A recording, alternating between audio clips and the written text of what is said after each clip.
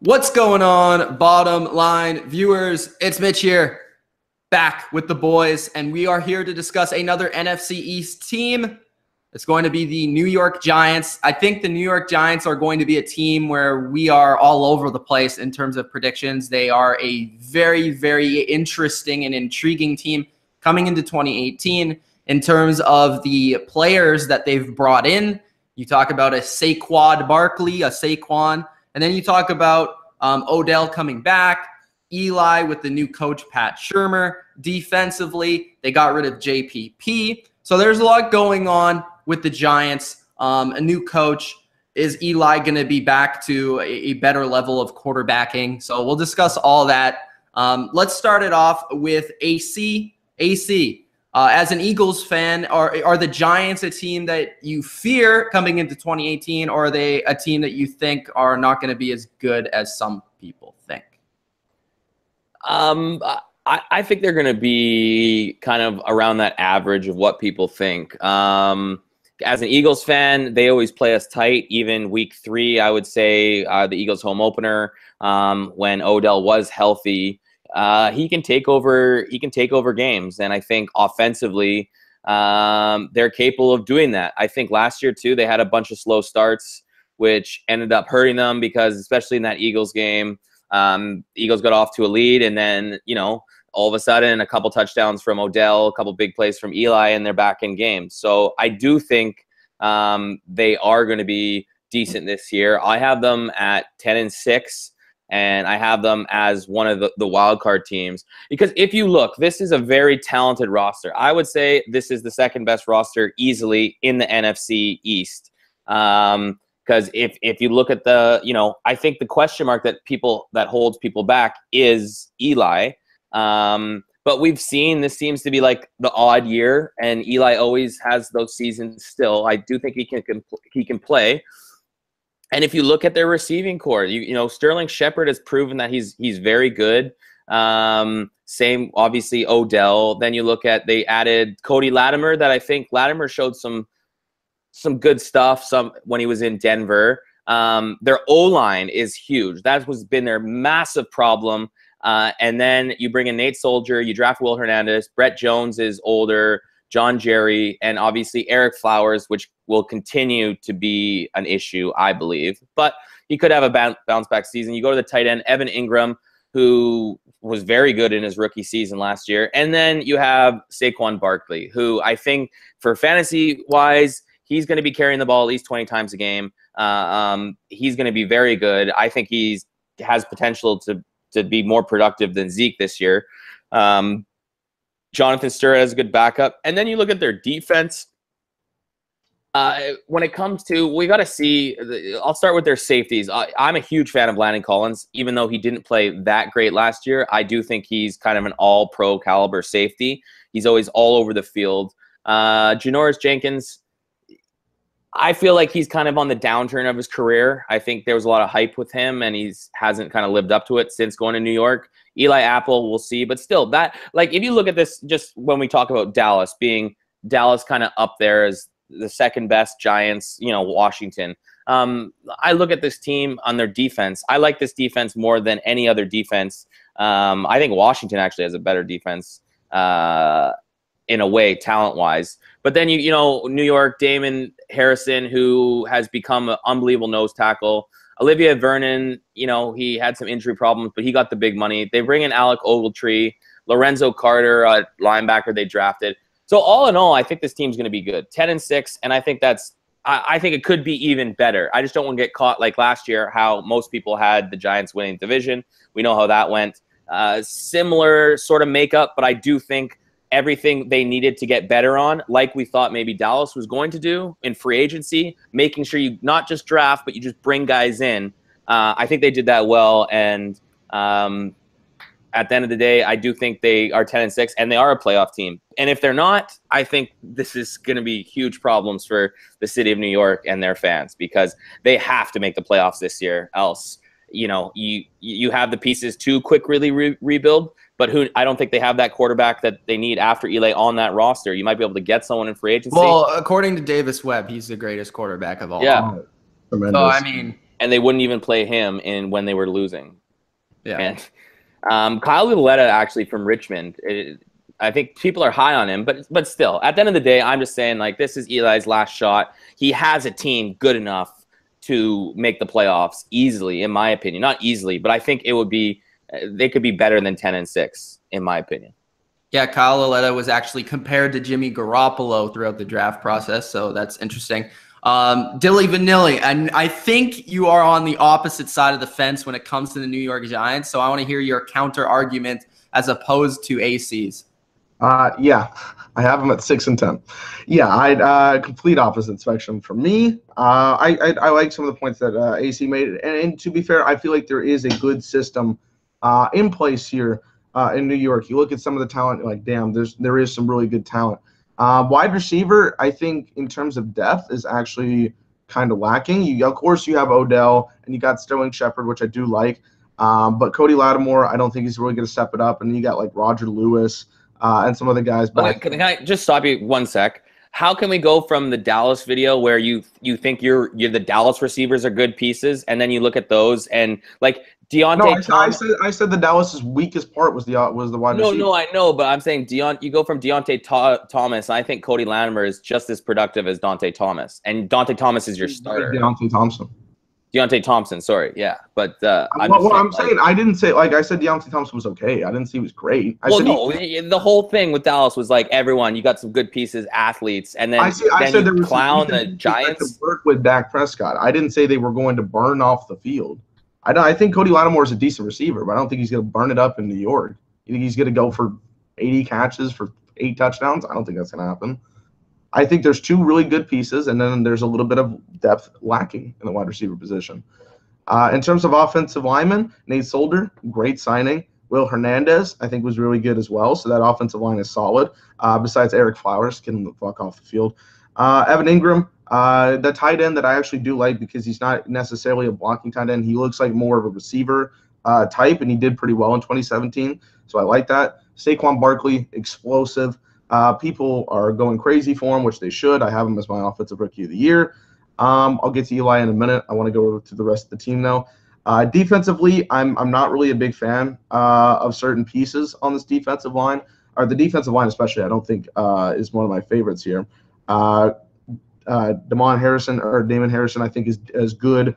I like him. Olivier Vernon got the big money, and he has showed some good games, especially with Janoris Jenkins. I think those two have worked well. But like AC said, I'm not the biggest fan of them coming into 2018. I feel like Janoris Jenkins especially will take a little bit of a step down. Landon Collins is my one shining piece here as well. I think he's very, very good, very solid. Should get a little bit more hype. I like him at the strong safety. Eli Apple, don't think has been very productive at the cornerback position, and I don't see him taking that big of a step up from there. And then we go back to offense with Eli Manning. I can't trust him. That, in my opinion, I know he's got a lot of talent around him, and can they get a couple more wins? Yeah, I think they can get a couple more wins, but I feel like with Eli Manning being the quarterback, with them stuck in this way of having Eli there, I just don't see them getting it done.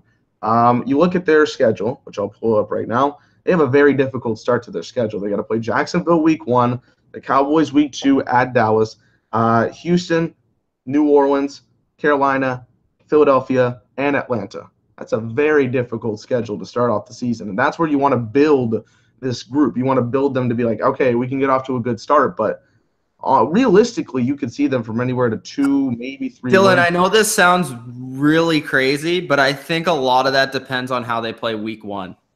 Yeah. Well, no, I agree. If they beat the Jags, which is entirely possible at home, then they could be good. But if they blow that game and get wrecked, then I don't know. That's also a thing. They have to start off well, because last year they obviously started off 0-4. I know by the time they got to that last game against the Chargers, Odell Beckham got hurt. But in terms of what they did in 2017, what started off was they went off the rails very, very quickly with a terrible start. So if they come in here and play these are very difficult teams in the situations that they have, they're going to have to come out there and play very hard and get these very solid wins against teams that, let's see, 1, 2, 3, 4, 5 of those teams that I mentioned were in the playoffs last year, and that's 5 of 8 to start off their season. So Can they get it done? Possibly, especially with the talent around them. But I just don't trust Eli, and I feel like 6-10 is where I'm going to stand at. So 6-10, and that's it's tied for third because I have the other team at 6-10 as well. But I'll put them. We'll see. We'll see. I don't exactly know by record, but 6-10. You know, when the New York Giants win Super Bowls, they have a great tight end, they have a great running game, strong offensive line, and a key receiver. And you look at this New York Giants team, they have a great running back, Saquon Barkley, who I personally, and I know that I'm in the minority, I would have had picked him first in this draft, but that's me. Odell Beckham is one of the best receivers in the league. Sterling Shepard and Cody Latimer, I think, are good 2-3 options, and Evan Ingram is a good option. The offensive line, I think you can go either way on a Nate Soldier. I think Nate Soldier seems like a good pickup to some, but other people have said they're not big fans of Nate Soldier. So, but offensively, I think the Giants are pretty strong overall. What I'm interested in, two things that I'm curious about is the Giants are switching to a 3-4 this year. So there'll be some adjustments there. There's a lot of 2 years ago, 2 or 3 years ago, we were talking about how the Giants spent all this money on free agency, getting your Damon Harrisons, your Janoris Jenkins, and all these guys. And that 1 year they were playing the Packers in the wild card game, and we were just enamored. Last year it wasn't the same. They're adjusting with 3-4, and I think there's an adjustment to do that. They did bring in Alec Ogletree.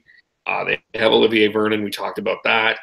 So I'm not high on their defense. And I think as much as people admired Pat Shurmur and what happened in Minnesota last year, we'll get into this to the Vikings. When they played good teams, that offense wasn't as strong as they were when they were playing average teams. So I'm not as high on the Pat Shurmur as others have been. I'm with Dylan in terms of the record at 6-10. However, I do see them potentially getting to 8-9. I do see a potential ceiling with them that they can get to 8 or 9 wins. I disagree that I don't think that they have to win this year. I think that they could lose and bring in another quarterback. But I have them right now at this point 6-10. They potentially could finish second, but I do have them third in the NFC East. As for me, I have the Giants this season at 7-9. I do see the prospect, like AC brought up, of them being a very good football team because I do see the talent on the team. But it all comes down to one player. He plays quarterback, number 10, Eli Manning. I just don't think Eli is good anymore.